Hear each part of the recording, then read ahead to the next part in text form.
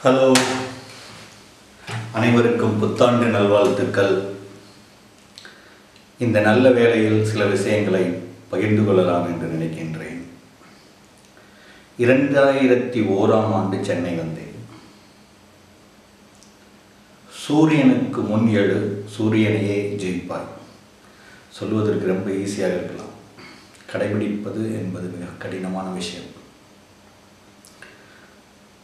ஏறத்தாழ 13-14 ஆண்டுகள் சென்னை வந்ததிலிருந்து 4:30 மணிக்கு எழுவது என்பது எனக்கு சாதாரணமான விஷயம்.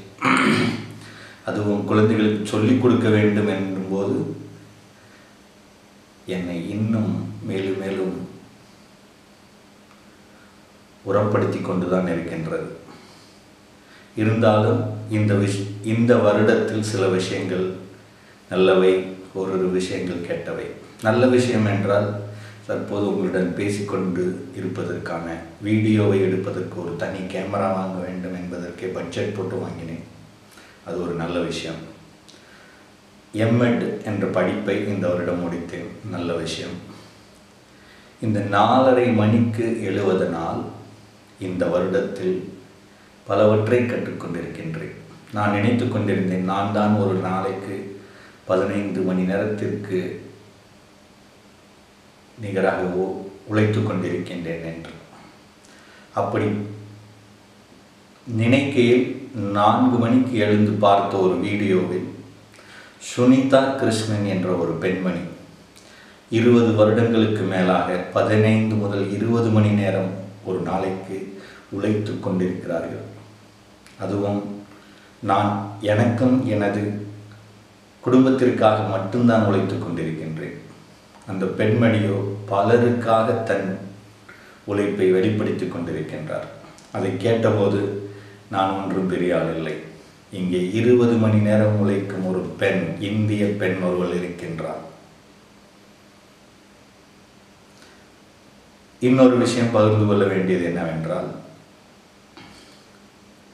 வாழ்க்கையில் யதார்த்தமாய் எங்கிருந்த போதும் வாழ வேண்டும் என்பது மிக கடினமான விஷயம். இந்த ஒரு விஷயத்தால் நாம் நம் குழந்தைகளை வெகு தொலைவில் தள்ளிவிட்டோம். அவர்கள் மிகவும் கஷ்டப்படுகிறார்கள். 90% நாமும் அவர்களும் கற்றுக்கொள்வது பிறரை போல வாழத்தான். நாமாக வாழ்வதில்லை. ஒரு சிறிய எடுத்துக்காட்டு. இன்று பள்ளிக்கு செல்லும் பெண்கள், மாணவர்கள், கல்லூரிக்கு செல்லும் பெண்கள், மாணவர்கள் சாலையில் பார்த்தால் ஒரு லேஸ், ஒரு கூல்ட்ரிங்க்ஸ் கையில் வைத்துக்கொண்டு சாப்பிட்டு கொண்டோ குடித்து கொண்டே நகர்கிறார்கள். அவர்களை சுற்றி அந்த இடத்தில் பார்த்தால் 100 வண்டிகளுக்கு மேலாக பயணித்து கொண்டிருக்கும். அதில் இருக்கின்ற தூசி, அதில் இருக்கின்ற பெட்ரோல், டீசல், கிருமிகள் எல்லாம் அவை மீது படுகின்றன. ஆனால் படித்த இந்த மாணவர்கள் அதனை தவிர்க்க முடியவில்லை. காரணம், அவர்களாக இல்லை. அவர்கள் வாழ நினைப்பது அட்வர்டைஸ்மெண்டில் வருவது போல் சாக்லேட் சாப்பிடுவதும், லேஸ் தின்பதும், ரோட்டில் நடந்து கொண்டே இப்படிப்பட்ட பழக்கங்களை கொள்வதுமாக இருக்கின்றது. அவர்களால் மாற முடியவில்லை. தயவு செய்து குழந்தைகளுக்கு அவர்களை அவர்களாக வாழச் சொல்லுங்கள்.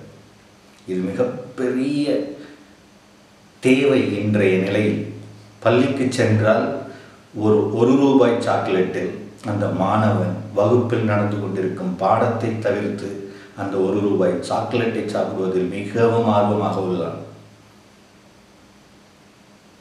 தயவு செய்து குழந்தைகளை அவர்களாக வளரச் சொல்லுங்கள். மற்றவர்கள் போல், டெண்டுல்கர் போல் நான் வர வேண்டும், ரஜினி போல் நான் வர வேண்டும், ஷாருக் கான் போல் நான் வர வேண்டும். நீயாக வளர கற்றுக்கொள், நீயாக வாழ கற்றுக்கொள்.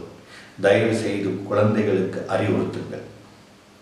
முடியுமெனில் மீண்டும் விரைவில் சந்திக்கின்றேன். நன்றி.